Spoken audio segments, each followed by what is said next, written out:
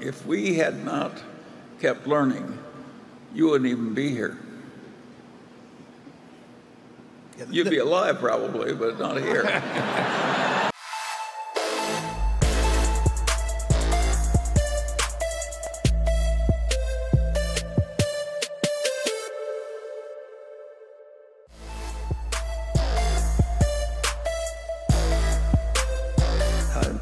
There's competition in all these businesses.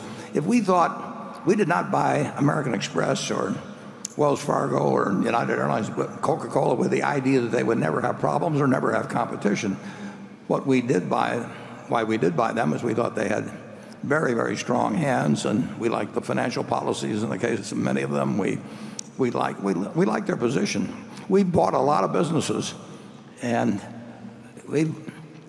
we do look to see where we think they have durable competitive advantage, and we recognize that if you've got a very good business, you're going to have plenty of competitors who are going to try and take it away from you, and then you make a judgment as to the ability of your particular company and product and management to ward off competitors.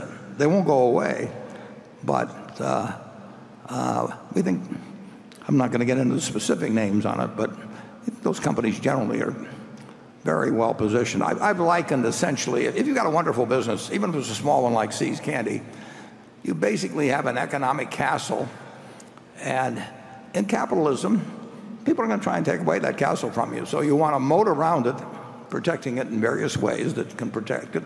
And then you want a knight in the castle that's pretty darn good at warding off marauders. But they're going to be marauders, and they'll never go away. And if you look at, I think Coca-Cola was 1886, American Express was 51 or 52, starting out with an express business. Wells Fargo with, I don't know what year they were started. Incidentally, American Express was started by Wells and Fargo as well. So these companies had lots of challenges, and they'll have more challenges, and the companies we own have had challenges. Our insurance business has had challenges, but we started with National Indemnity as $8 million purchase in 1968, and fortunately we've had people like Tony Nicely at Geico, and we've had G. Jane, who's added tens of billions of value, and we've got some smaller companies that you probably don't even know about, but really have done a terrific job for us. So there'll always be competition in insurance, but there'll always be things to do that a really intelligent management with a decent distribution system, various things going for them, can do to ward off the marauders. So to the specific question, how much time is spent reviewing the holdings, I would say that I do it every day. I'm sure Charlie does it every day. Charlie? Well, I don't think I got anything to add to that either. We'll cut his salary if he doesn't participate here.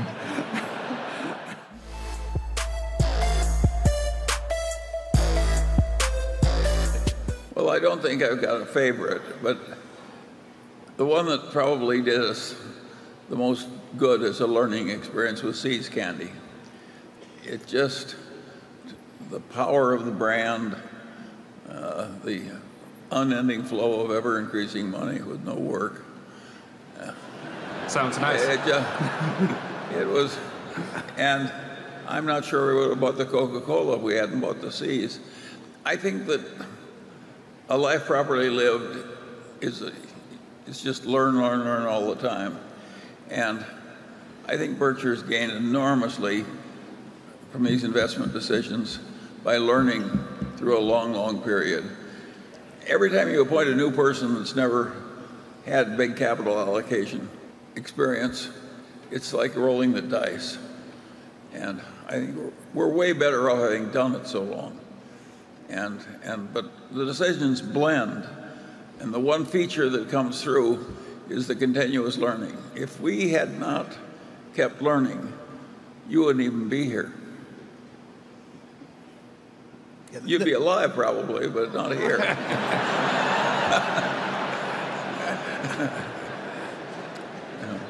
There's nothing like the pain of being in a lousy business to make you appreciate a good one.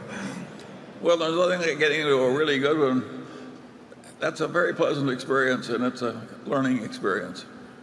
I have a friend who says the first rule of fishing is to fish where the fish are, and the second rule of fishing is to never forget the first rule.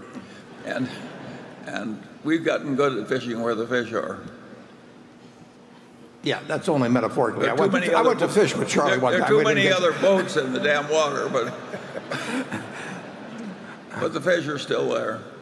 Yeah, we bought a department store in Baltimore in 1966, and there's really nothing like being in the experience of trying to decide whether you're going to put a new store in an area that hasn't really developed yet enough to support it, but your competitor may move there first, and then you have the decision of whether to jump in, and if you jump in, that kind of spoils it. Now you got two stores where even one store isn't quite justified. How to play those games, those business games, is you learn a lot by trying, and what you really learn is which ones to avoid.